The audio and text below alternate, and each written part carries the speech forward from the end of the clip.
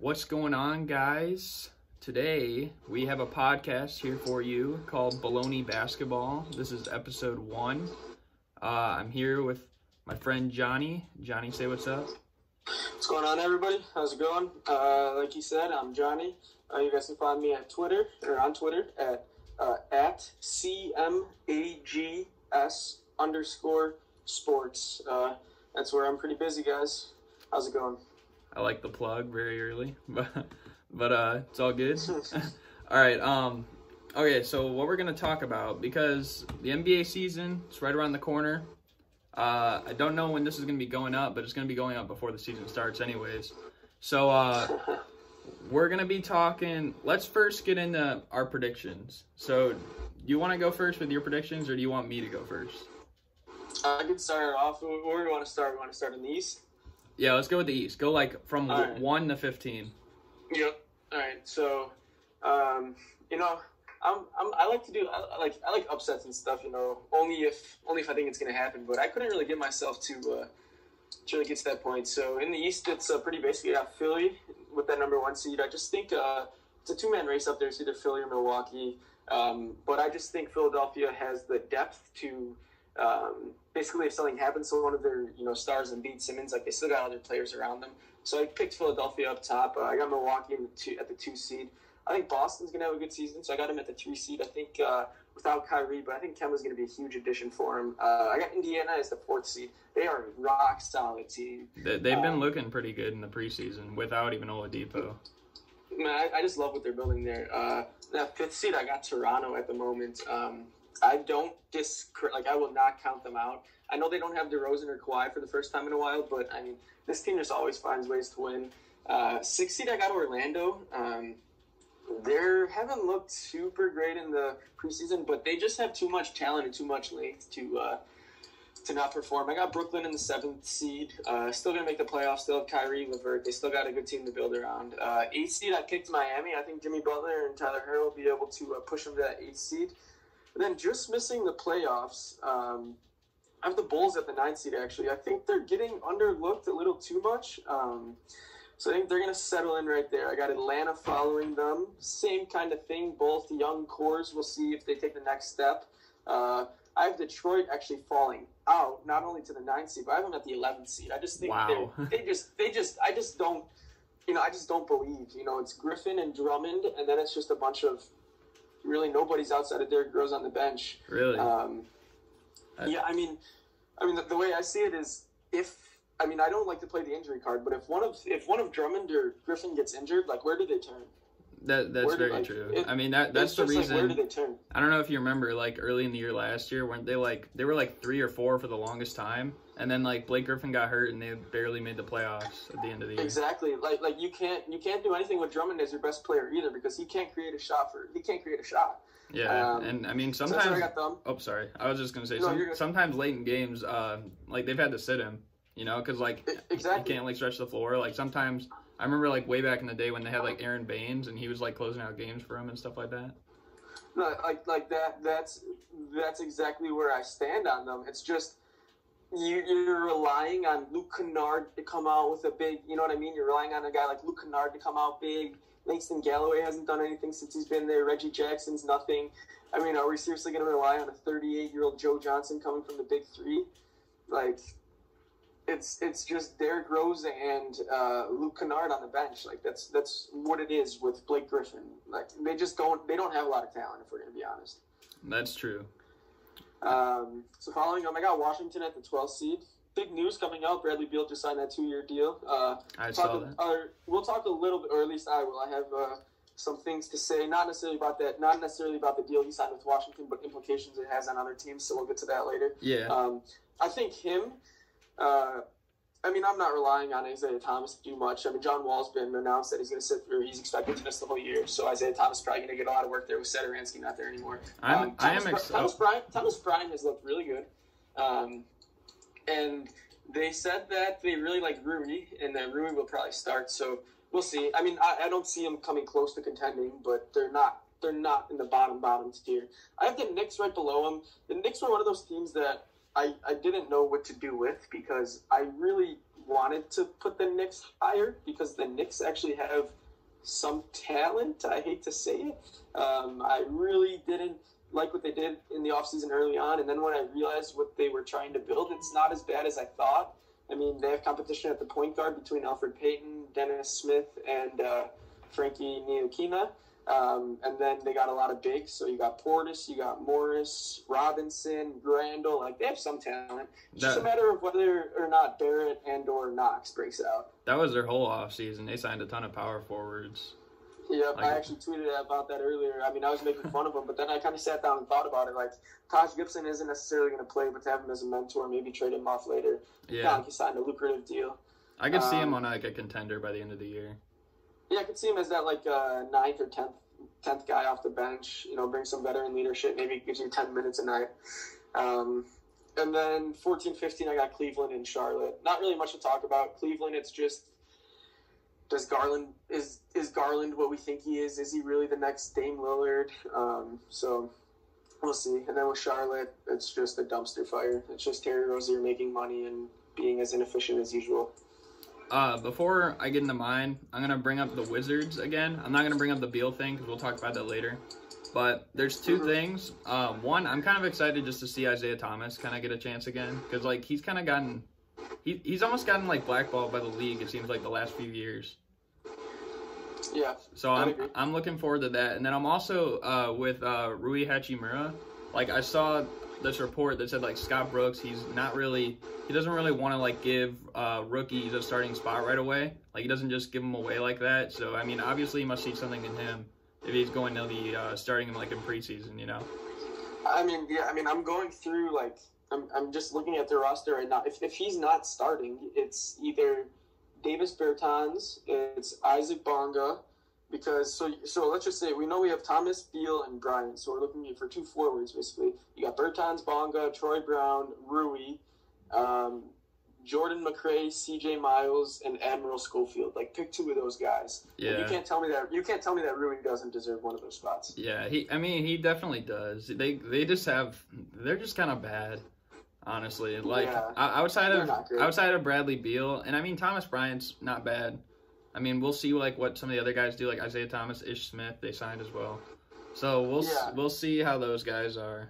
I don't know. I mean Beal did carry. I mean he put the team on his back for a good portion of last year. I mean he did, but I mean he's solid. I mean if you just look at his 2018-19 numbers, I mean 26, 5, and 5. Shooting almost 50%, like that's solid. That's true. All right, so I mean, whether or not it translates into wins is a whole separate discussion. But yeah, he's been solid. Okay, so for my Eastern Conference predictions, first seed, I have the Bucks as the top seed yet again. I don't really like what the Bucks did this offseason. I liked almost everything they did until they lost Malcolm Brogdon. And that one really, like, you know, that kind of diminishes them a little bit, I feel like. So would you have paid him? Well, I don't know. Like, see, the thing is, it's really tough. I probably would have paid him. So I mean, if we think about it this way, you know, who takes his spot in the starting lineup? Wesley Matthews, probably. Yeah, I'd say so. So that, I mean, the bench isn't bad. It's comprised of guys like George Hill, Ilyasova, Robin Lopez, Pat Connaughton. So I mean, we'll see. Yeah, Connaughton, he played really well last year. Yeah. But I think adding Korver is actually going to be huge for him. I think a guy that Giannis can just throw it out to and just know will drain threes is huge. For his style. And I mean, okay, so my second seed is the Sixers, obviously. I mean, those are going to probably be the top 2 seeds. But yeah, I'd be shocked if it wasn't. I personally don't think the Sixers have much depth. Like, I feel like outside of Mike Scott, their bench is kind of weak. Yeah, so the rookie out of Washington, Matisse, I've heard a lot of good things. I haven't watched much of him this preseason, but I've heard a lot of good things about him. James Ennis is probably going to get some minutes off the bench. I mean, they're not too bad, but like I'm just trying to compare them to like the Bucks in a sense. So regular season wise, yes, but I think postseason wise, you know, you get down to your 8-man rotation. I think they'll be fine. Yeah, they'll definitely be well in the postseason because it's not like you're going into like 10, 12 guys deep every night. Yeah, exactly. Third seed, I actually have the Pacers, and okay. And I'm gonna say this real quick, like before I get through like the rest of the list. I actually made like a prediction video I think a few weeks ago before like preseason started, and like some of my like standings have changed a little bit because of like what I've seen in preseason. I didn't change this though. I still had the Pacers number 3. I just think like they added Warren, Brogdon. I'm not too sure about like the Sabonis Turner thing, like if they're like with them both starting, but I don't know. I just feel like the pieces they got like make more sense than the pieces that they had. They added somebody. Oh, they added Jeremy Lamb too. Jeremy Lamb, yeah. I was just like thinking of him, yeah. No, sorry, go ahead. Yeah, not that Justin Holiday is a star or anything by any means, but he's another guy that can give you 10, 15 minutes off the bench, play some defense, hit some threes. Like they are quietly building not a solid team, but a very good team. Yeah, I agree with that. And TJ McConnell off the bench as well. Like they have depth. Yeah. 4 seed, I got Boston. I mean, I feel like with the same thing with like the Bucks and the Sixers is kind of the same thing I feel like with the Pacers and Celtics. Like you can almost like interchange them at 3 and 4. Yep. I think they're just gonna miss Al Horford though, because I mean replacing like they would have a really good shot still at like even making the finals until like they got rid of Al Horford and then they replaced him with Enes Kanter.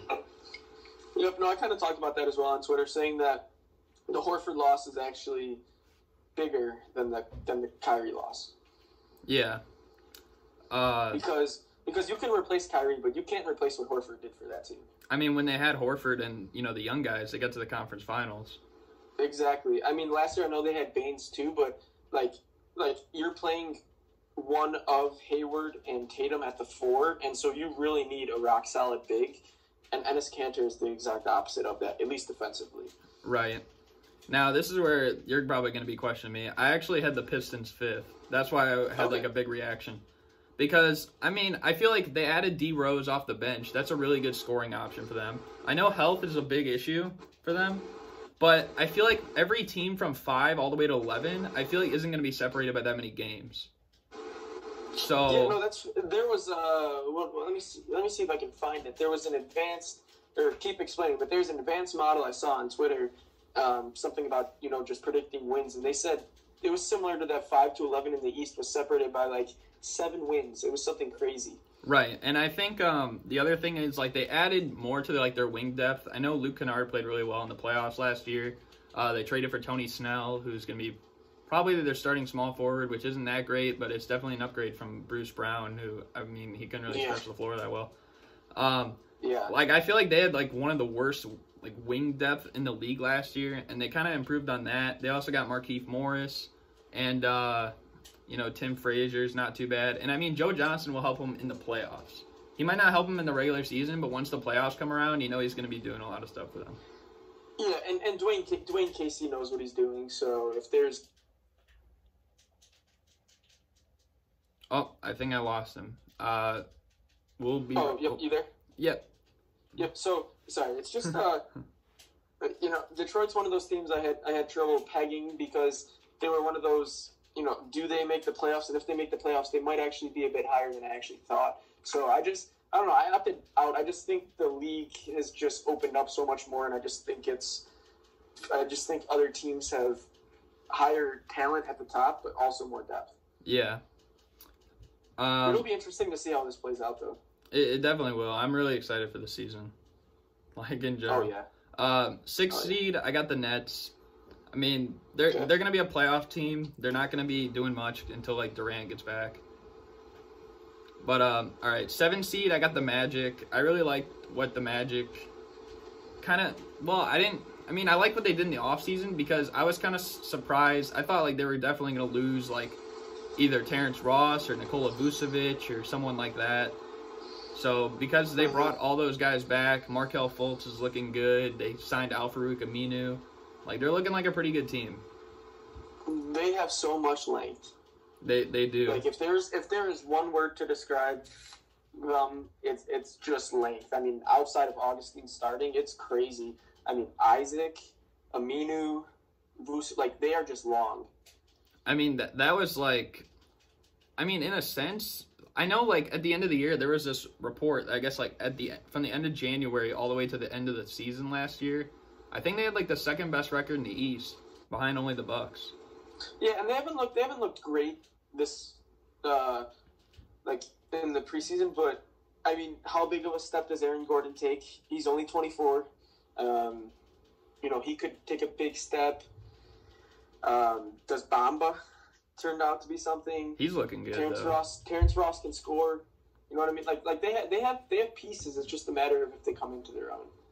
Yeah, and then the 8 seed. You talked about them getting disrespected, and I feel like anyone watching this is gonna like already cheese me because I'm wearing literally a Bulls sweatshirt. I have the Bulls 8th. I think that with them, they already see the big question with them too is kind of the same with the Pistons. It's just health. Yep. Because I mean, if they have Levine and Markkanen healthy, like both those guys are insane. You got Kobe White, Otto Porter, Wendell Carter missed half the season last year. They added Thad Young, who was like the team captain for the Pacers last year, so he's going to bring veteran experience. Satoransky, Archie Diacono is a good shooter off the bench. They just have like a ton of guys. I mean, this is also something I talked about on Twitter. You know, the Bulls front office gets slandered, and they deserve it. They haven't really done much. But looking back in these last couple of years, I mean, they stole Porter. They traded Jimmy Butler, who's toxic, and that's turned into Markkanen and Dunn, who hasn't been much, and Levine. And now you just look at what they did this offseason. They got 2 great vets. The starting lineup of Satoransky, Levine, Porter, Markkanen, Carter, and then you can bring guys like Kobe White and Thad Young off the bench. They can be competitive. And they still got Chris Dunn. I don't know what they're going to do with that. Like, they could trade him, maybe get another wing guy. Or, I mean, They could have, like, him and Kobe White, maybe, like, shooting guard off the bench or something like that. I don't know. Yeah. Yep. Number 9, this might seem crazy. I actually have the Raptors. And hear me out. I don't think the Raptors are too bad. Like, obviously, I think the Raptors could potentially get as high as, like, the 3 or 4 seed. But my reasoning for them being 9 is because I think they're obviously going to miss what Kawhi and Danny Green brought them. So I think that they're going to be kind of like in the middle-ish, maybe making the playoffs area. And then they might make a trade mid-season, just like for the long term.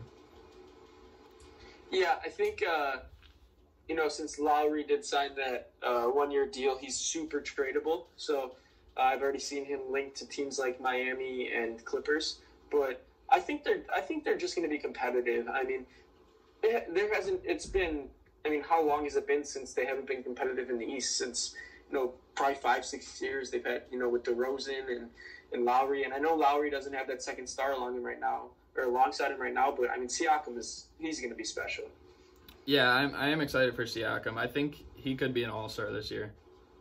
Yeah, I think he's going to, just in a weak East. And 10 seed, I have Miami. I'm not really too sold on Miami because personally, I feel like with Jimmy Butler, like, I know this too well being a Bulls fan. he causes too much drama.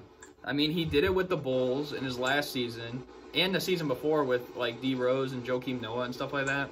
He did it with the Timberwolves. I mean, there was stuff like conflicting with Brett Brown with the Sixers. So I almost think like it's most likely going to happen again. And really, like, their bench, I feel like some people are overrating their bench, in my opinion. Yeah, I could see that. And I know, once again, we'll get to the awards a bit later, but yeah. I see both Bam and Winslow as competitors for most improved. I really like both of their games, but I think it's just going to be, I think they have, I don't know, I just think Butler's going to will them to the playoffs. Hero's looking really good. Dragic is still solid at the point. Winslow is basically a point forward. Bam's solid. So I think it's going to be interesting. Yeah. And then number 11, I have the Hawks. They could be like the Bulls. The only thing is, I feel like they hardly win for any veterans. Like, they really made their moves in the draft this year with, like, You know, they drafted like DeAndre Hunter. I like Bruno Fernando as well, Cam Reddish, all those guys. But I just don't think they have the veterans. Mm-hmm. All right. I'd agree. Number 12, I have the Knicks. This is actually the first one I changed since the preseason. I have the Knicks, and then 13, I have the Wizards. I don't really know. I think the Knicks are actually going to be a little bit better than people are giving them credit for. I just think like they're just a meme because like everyone thought they were going to go off in the offseason and stuff like that, and they never did. Yeah. And then here's another one I'd switch. 14, I actually have the Hornets, and 15, I have the Cavs. Because I was watching the podcast with it's called Through the Wire with like King of the Fourth Quarter and you know all of his friends and stuff. And he mentioned a good point about like how teams don't normally have success with like younger players like coming right off the bat. And I'm thinking like the Hornets are pretty bad. I mean, so are the Cavs though. But like the Hornets have a lot of veterans. Like for the Cavs, they don't have too many because it's like you got Colin Sexton, Jetty Osman, Darius Garland, Kevin Porter Jr. So I think it's going to be tough for them like to get wins right away. And I'd be shocked if Kevin Love isn't traded at some point. Oh, we'll get into that later. I have a little something on that. Alrighty. All right. Western Conference. You want to start first again, or you want me to go? Go ahead. You can take it. Okay. First seed, I have the Clippers. I mean, the Clippers are the best team I think in the NBA. The other thing is that I saw this report that says Kawhi is not going to be on like too much load management this year. So there's that. Number 2, I have the Nuggets. They're still going to be really good, and I like that they added Jeremy Grant. Like they might be the only team in the playoffs that's going still 12 or 13 deep, and they'll have like so much stamina for their players because of it. I have so much on the Nuggets when we get there, but go ahead. Okay. Number 3, I have the Utah Jazz. I like the addition of Mike Conley. Bojan Bogdanovic can stretch the floor, which is something they really needed. They really needed people that could like stretch the floor because they didn't hardly have it. I know they had Kyle Korver, but I mean, he's also getting up there in age. That's why I was kind of disappointed with the Bucks offseason in a way because, yes, they did get Kyle Korver, but I mean, how much is he really going to play at this point in his career? But the Jazz, they also got Ed Davis, who's probably one of the best rebounders off the bench in the league. And Jeff Green, Emmanuel Mudiay, those guys are pretty solid as well. Number 4 seed, I actually have the Portland Trailblazers. I mean, everyone counts them out every single year, and they're always a pretty good regular season team, you know? And I mean, last year they even made the conference finals, so there's that for them as well. I like a lot of the moves they made. I got a couple thoughts on them as well. I said like their first priority was to keep Rodney Hood, and that's what they did. And then second priority would be to keep Seth Curry, which they didn't. But I do like that they traded like Evan Turner to get like a 3-and-D guy and Kent Bazemore. They got Whiteside, who's probably an improvement from Enes Kanter, and he's going to be there until like Nurkic gets back. Overall, I kind of like a lot of the moves that team made. All right. Do you want to talk about Portland now, or do you have something later?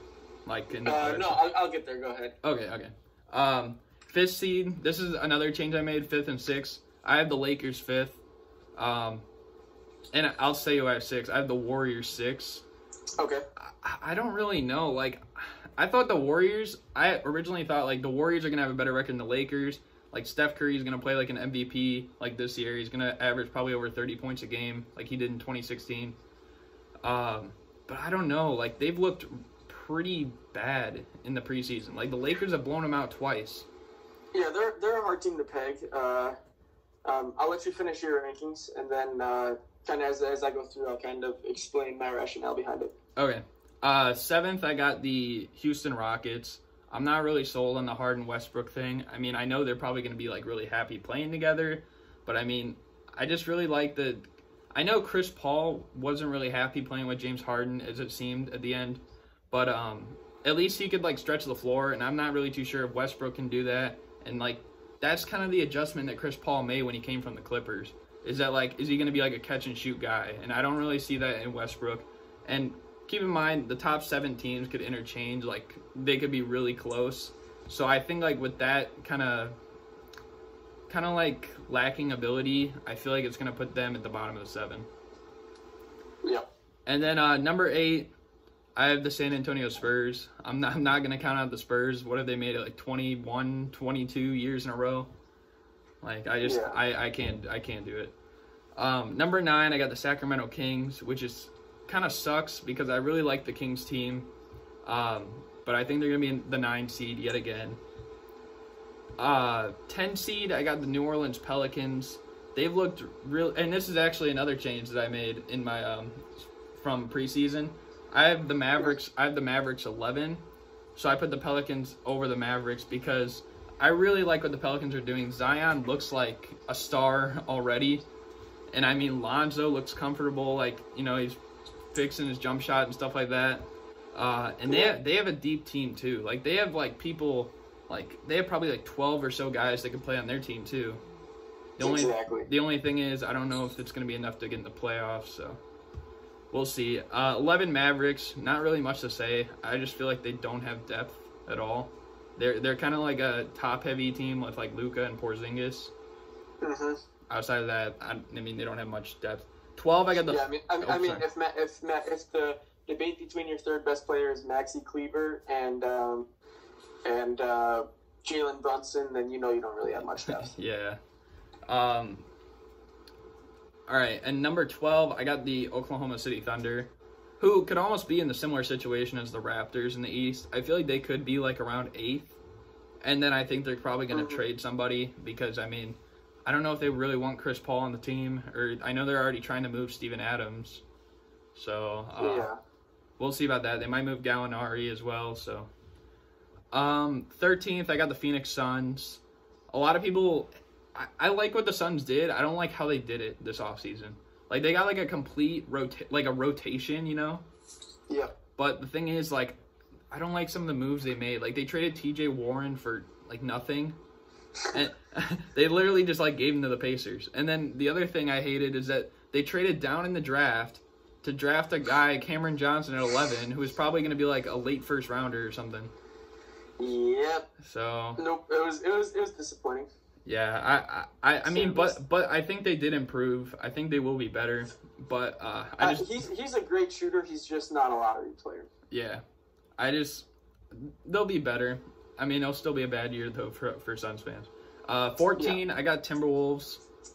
I mean, I really hate everything the Timberwolves did this offseason because I was really thinking like they were the favorites to get D'Angelo Russell, and then like they got like nothing. They got like Noah Vonleh and Jordan Bell. So, and they lost Derrick Rose. They lost Taj Gibson. Not much went their way. Yeah, they just had a bad offseason. 15th, I have the Grizzlies. I like what the Grizzlies did this offseason. It's just that they have a young team, so I don't think they're just going to win that many games this year. Yep. All right, so I'll kind of go a little bit quicker since we got some of the points out, but there are a couple teams I want to stop at. Okay. So, actually, I have Denver winning the West, at least regular season. This is a team that I'm from Chicago, so I'm a Bulls fan, but I am just obsessed with Denver and the situation they're in. I'm so fascinated in the fact that I was just talking about this. They have 12 guys that deserve minutes on their team, right? And I don't know how you manage this as a coach. You know, it's just too tough because you got Murray and Morris at the point guard. Then you got to somehow split up Beasley, Harris, Barton, Torrey Craig, Porter Jr., Wancho, Jeremy Grant, and Paul Millsap at the 3 and the 4. Yeah. Or 2, 3, 4. And then you have Jokic and Plumlee. That's 12 people right there. All of them deserve minutes. Right? Yeah. So and maybe Jared Vanderbilt gets some playing time as well. Yeah. I know he was hyped up as well last year. Yeah, so they're gonna be a great regular season team because if somebody goes down, it's not a big deal.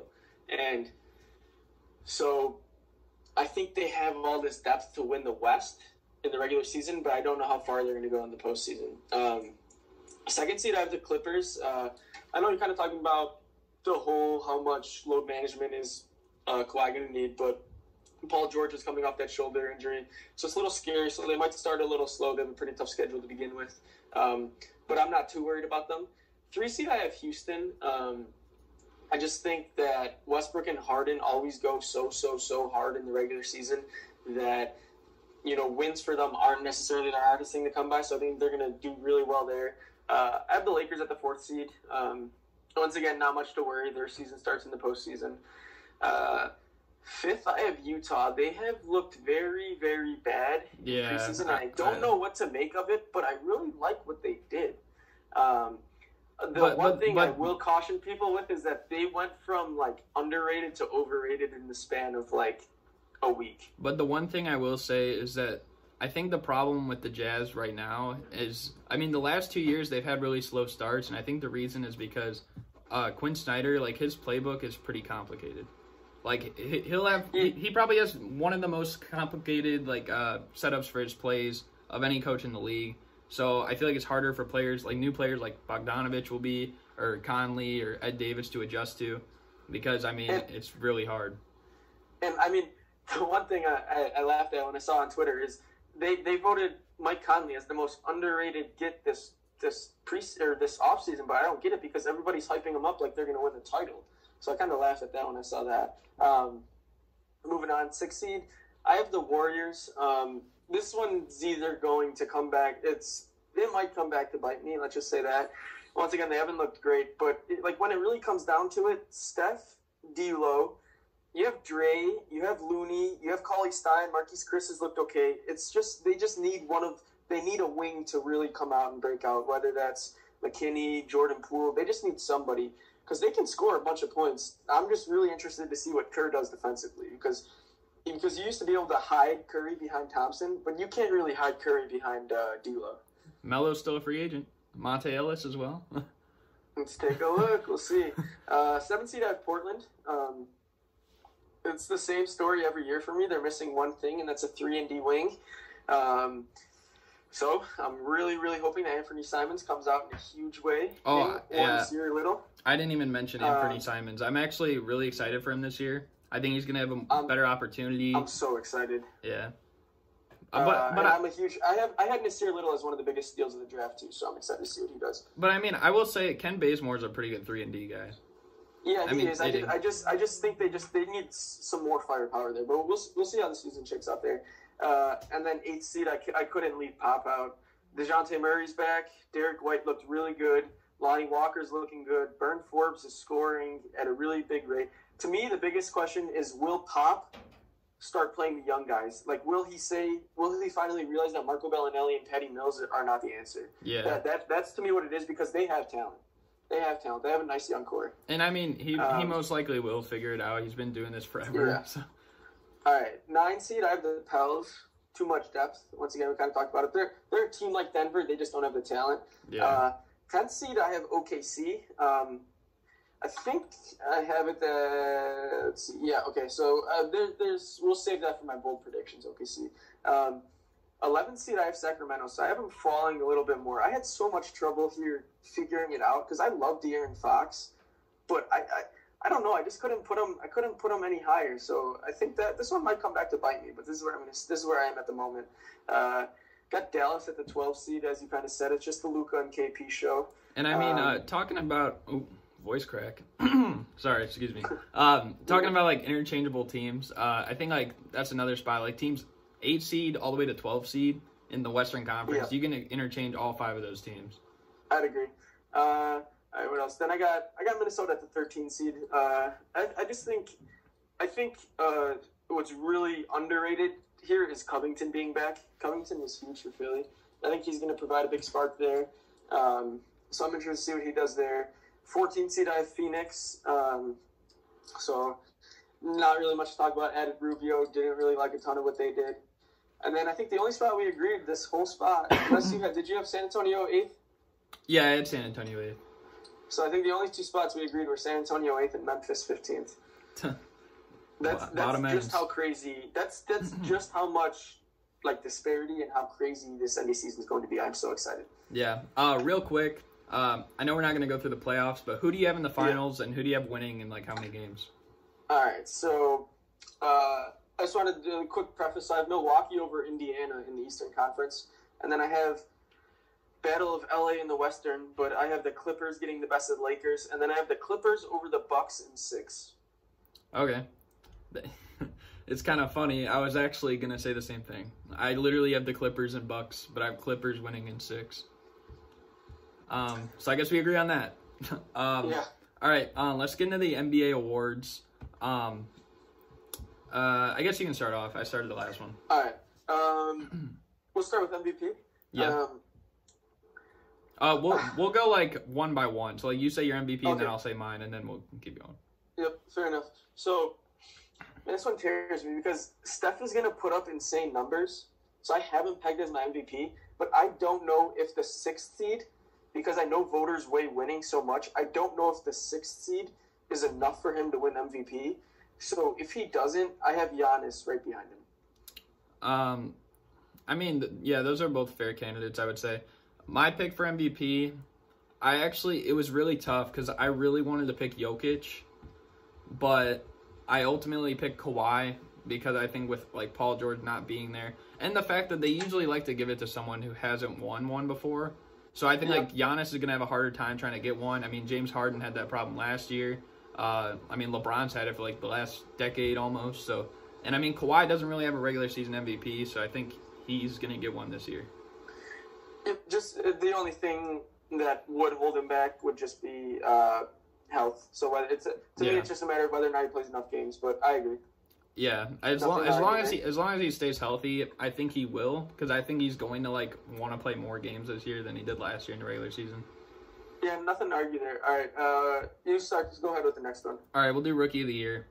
I actually have Ja Morant winning Rookie of the Year, and Interesting.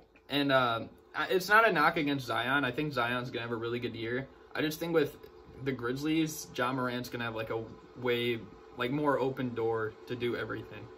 Like with the Pelicans, I love Ja. I think the only way that Zion ends up getting Rookie of the Year is if the Pelicans make the playoffs.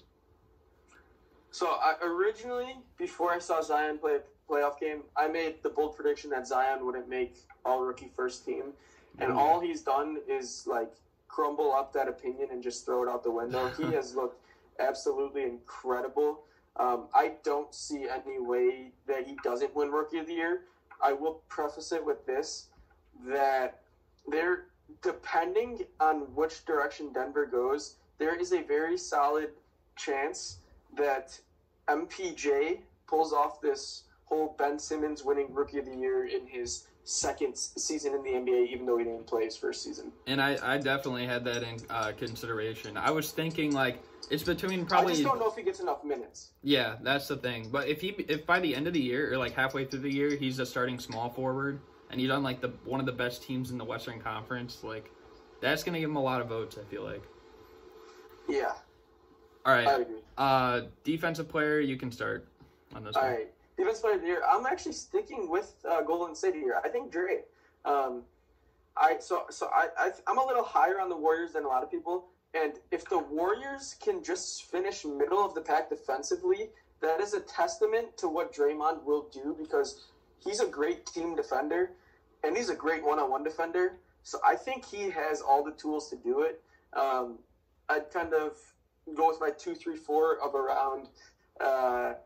I think second I'll go Gobert, third I'll go Kawhi, and then fourth I'd go Embiid. But I'm gonna go with Dre. Interesting. My pick, it wasn't even in your top 4.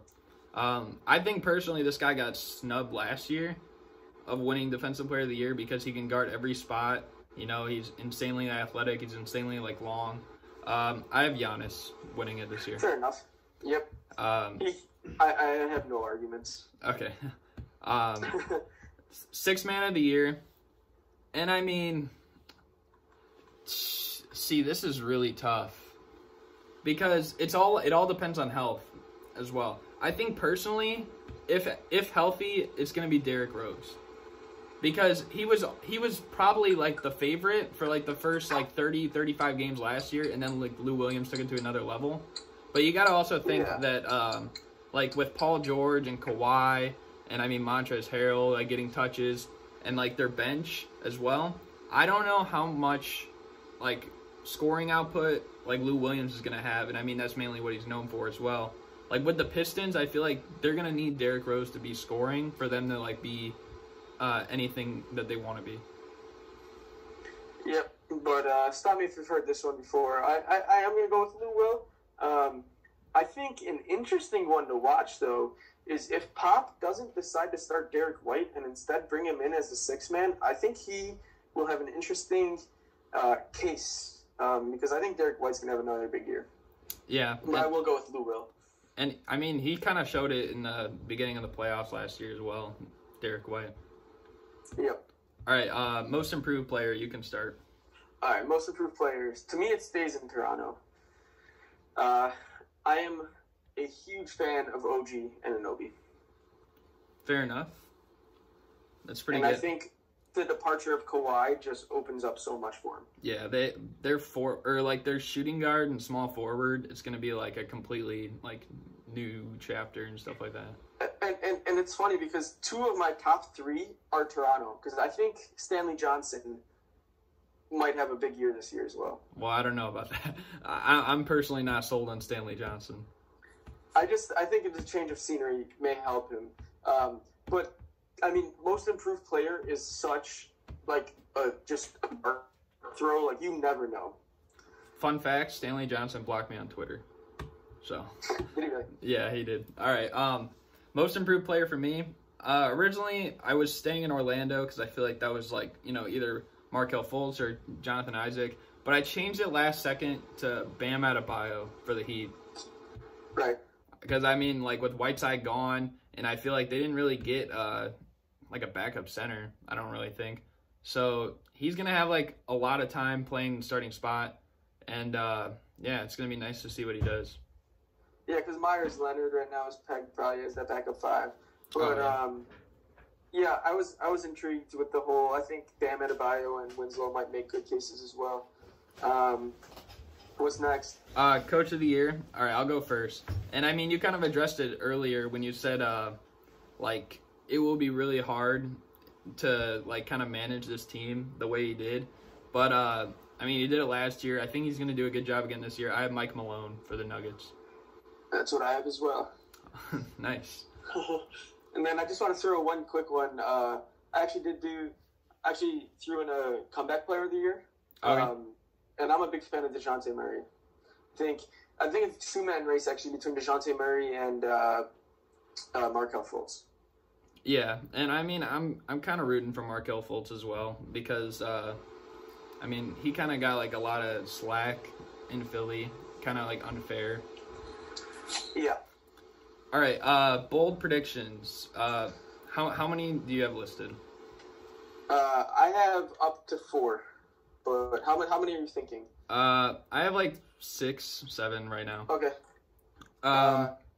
We can probably get through these a little quicker. Yeah. I'll be doing everything else, but I'll just actually since you got more, you go ahead. Start with. All right, I'll kind of just like list them out. First one I have is that Malcolm Brogdon will be an All-Star this year. Okay.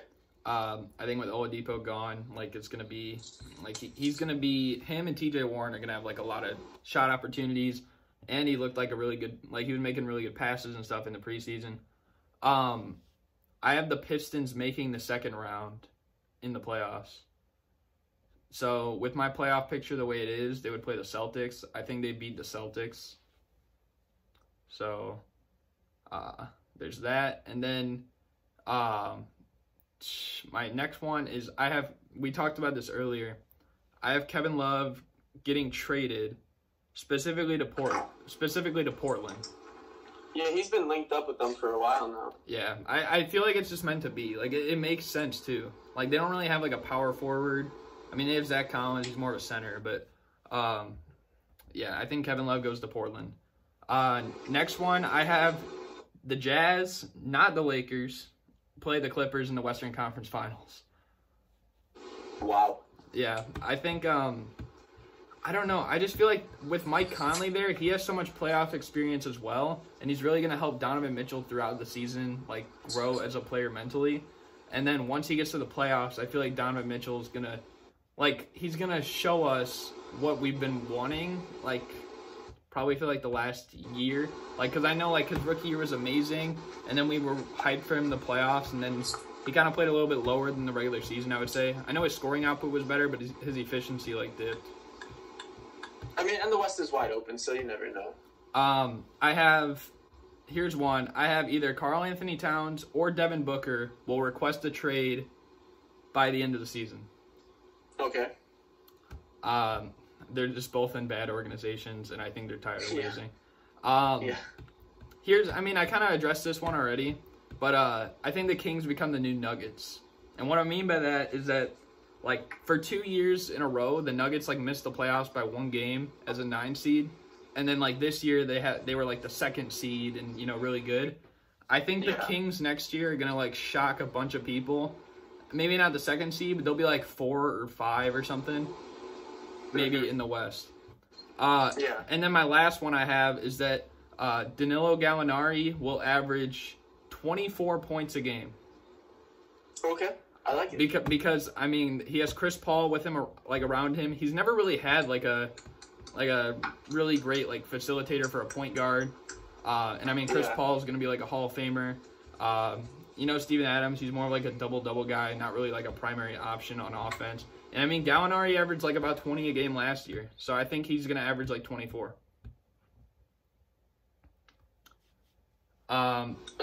We'll run through, or is that all? Yeah, I was going to say you can go. Okay. My first one isn't necessarily super bold. It got an axe thrown right into it because I've, for the longest time, have been begging Denver to trade for Bradley Beal. But now that he just signed this contract, they can't. So, I mean, now that can't happen, well, he can't get traded this year. Well, I wouldn't say, like, I don't know.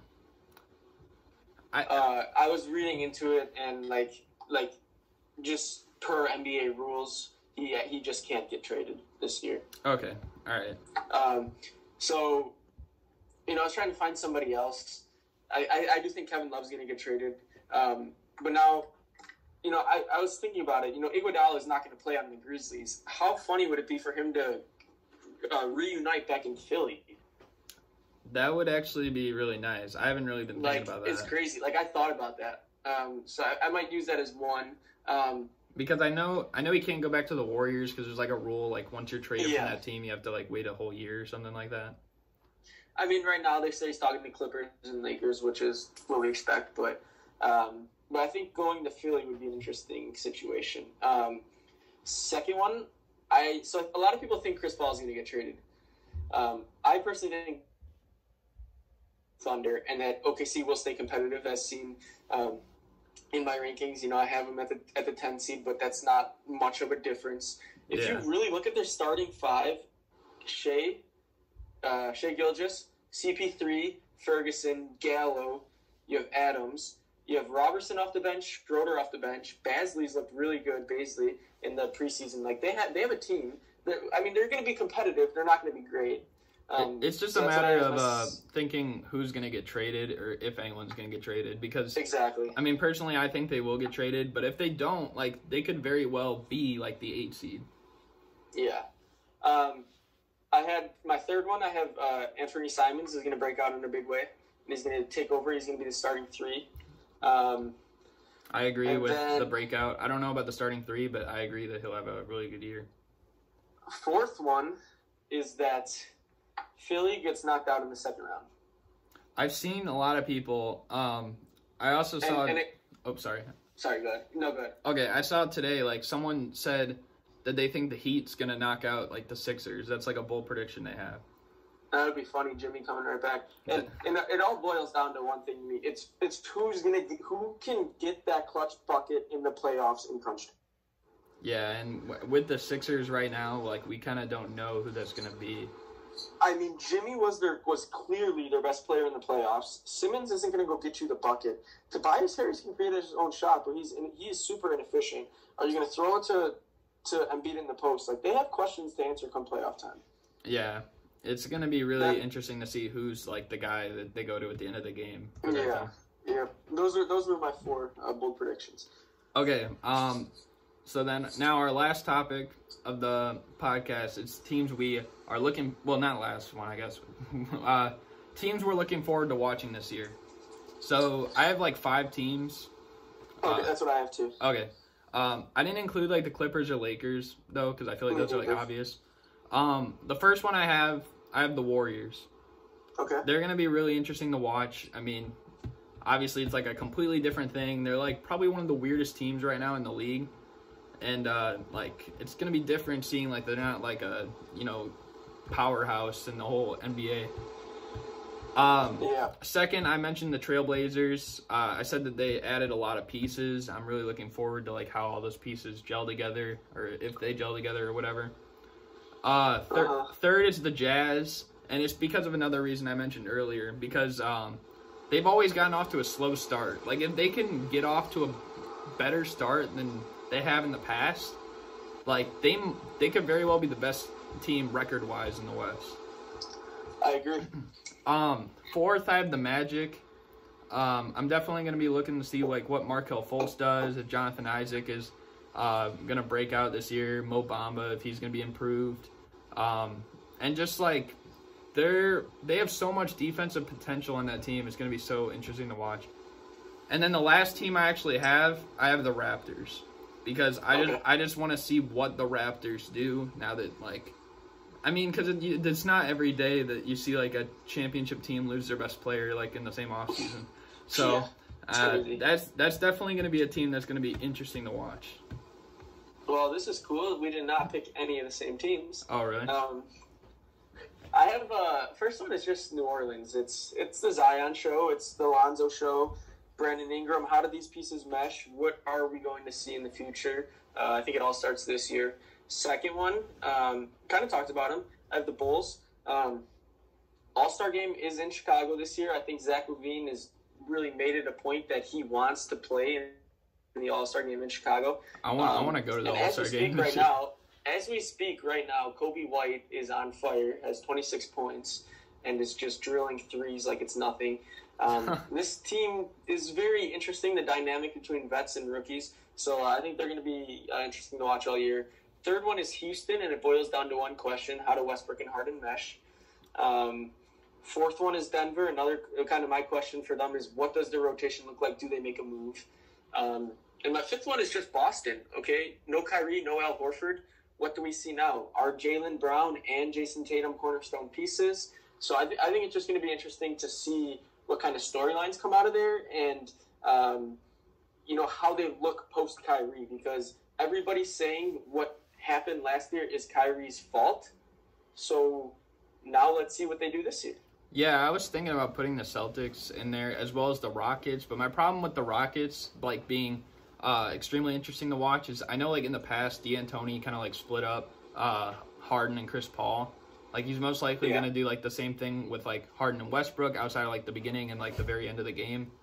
So what I think is that, like, for the majority of the game, like, it's just going to be, like, normal. It's going to be, like, Harden, like, doing his thing. And then, like, it's going to almost seem like Westbrook playing, like, the 2017 season. Because, like, there's no other, like, all-star. Because he had, like, Paul George after that season. Yeah. But, yeah. All right, so now we're in the last topic. Teams that will, or teams or whatever, that will underachieve in our opinion. So how many did you pick here? Did you pick like... I did 5. Okay, I did as well. But you can go first. These I'll probably be able to get through pretty quick considering we kind of already did the playoff rankings. Yeah. I will preface it with this, in that unlike previous years, there's probably, I kind of thought about it, about 7-ish teams that are championship or bust this year. So any of those that don't win it feel like their season was a bust. But I tried not to pick those teams because it's kind of unfairish in the fact that only one of them is going to win it. So I lean this way. First one's Utah. I just think that if they plan on going anywhere in the playoffs, they really need that first or second seed so that they can play one of those lower tier teams in the West. But I just don't see them getting it, and the 6th seed will be very tough for them. Second one, I have Sacramento. I have them pegged as the 11th seed. I think it was 11, right? Yeah, I have them it as was the 11. I have them as the 11 seed, and this is the year that they're supposed to make the jump and make the playoffs, and I don't see it. The third one I have is the Knicks. I had a little trouble like figuring this one out, because I'm saying like I don't really know what underachieving is in regards to the Knicks, but I just don't see them being any good, and I think people think they're going to be decent this year. Fourth one is Detroit missing the playoffs. That speaks for itself. And the fifth one, I threw in the Sixers, considering I have them losing in the second round, so that would be a big disappointment. Okay, we had one of the same teams, and that was actually my last team. First team, I try not to pick too many, like, you know, championship teams, but I did pick, like, I think probably, like, two you could consider. The first team I have is the Lakers, because obviously I had, like, the Jazz going to the conference finals. I feel like the Lakers, at least, like, they're expected to get to the conference finals. Like, probably most people think they're, like, the second biggest threat in the West behind the Clippers. So I feel like them getting out in the second round or earlier, like, that's kind of a disappointment in itself. Second team I have is the Heat, because I don't have them making the playoffs.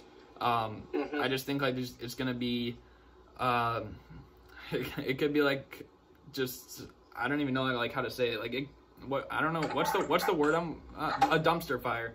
That, like, I was like, but I think that's what the Heat could be next year. We know how Jimmy Butler handles those. Yeah. Third, I have the Celtics. Obviously, as I said, like, I had the Pistons going in the second round. So, I think the Celtics, I think they'll have better chemistry, but, like, talent-wise, they definitely took a dip. Fourth, I have the Rockets. I personally have the Rockets out in the first round. I think I might too. Let me see. And I also have them like as my 7 seed, so I really don't think the Rockets are gonna have as great of a year as many people are hyping them up. But they will be pretty interesting. I have them losing first round as well. They will be pretty interesting. And then my last team I also had the Kings, just because I was personally disappointed in the Nuggets 2 seasons ago when they missed out on the playoffs, because I thought for sure they would make it the next year. So I think the Kings just fall in the same exact boat. All right. I agree. And I think that does it for all the topics. We can get into the Bradley Beal stuff. You want to talk about that real quick? Yeah, we can give some quick thoughts on it. Okay. I was utterly shocked when I saw that he signed. He bailed out this Wizards franchise that has done nothing but make bad decisions in the last couple of years. He got paid like he deserved to, and now it's just a matter of whether or not he likes to. You know, he didn't commit long term, but he committed enough to give the team a year to attempt to build something around him. So I just think it's interesting to see the dynamic between, do the Wizards want to not push all the chips on the table, but make some risky moves to keep him to stay even longer? Or are they just going to kind of keep what they're doing here and see if they can convince Beal to stay even longer? Yeah, and I'm not really too, you kind of addressed all the points I was going to, like, say, but I just don't like it. I don't know. I just feel like he's not going to win with the Wizards. We don't even know what John Wall is going to look like after, all those injuries and stuff. So it's just going to be... Yeah, that's kind of how I feel. It's going to be the same thing as last year, I think, for this year at least. And I don't see the Wizards getting in the playoffs, like, or even competing, I'll say. Because they could get in the playoffs. If John Wall's healthy and he's back, they could be a playoff team, but they won't, like, contend or anything. Yeah, that's how I feel. And then one other thing I saw, and I don't know if you saw it, you are a Bulls fan. I am a Bulls fan. Let's talk about, just real quick, let's talk about Luol Deng retiring. Oh, man, let's see, it's kind of hard to even talk about it because, as Thibodeau was coaching, I really liked everything he did, but I have never seen a player get burned out so quickly.